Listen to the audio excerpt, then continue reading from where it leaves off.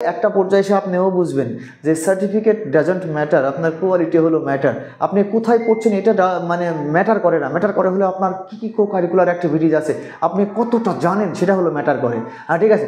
আর কেউ একজন বিশ্ববিদ্যালয় থেকে শেষ করলো, শেষ করবার পরে একই পরীক্ষায় আর একজন জাতীয় বিশ্ববিদ্যালয় থেকে শেষ করে পরীক্ষায় বসলো, আপনার কাছে কি বিচার মনে হয় যে ওই পরীক্ষায় যে বেশি জানে তাকেই ভ্যালুয়েশন করবে না সার্টিফিকেট থেকেই ভ্যালুয়েশন করবে?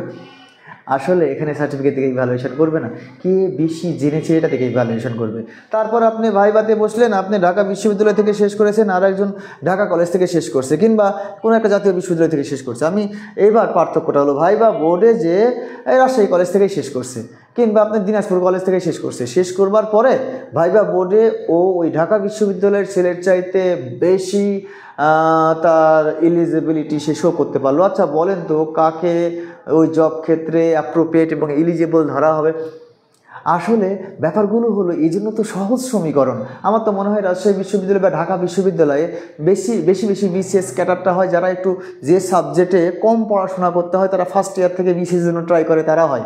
আমি অনেক ফ্রেন্ড সার্কেল দেখেছি, আমার পরিসংখ্যান ভুল হতে পারে, আমার কথা আপনি মানেন বা না মানেন, আমার কথা অপ্রিয় হতে পারে, আপনার কাছে অসত্যও মনে হতে পারে, আমার অবজারভেশন বলেছি। আমার অবজারভেশন যদি আপনার অবজারভেশনের সাথে মিলে যায় তাহলে হয়তো আপনি আমার মতো করে চিন্তা করবেন বা আমার ইনস্ট্রাকশনে আপনি চলবেন।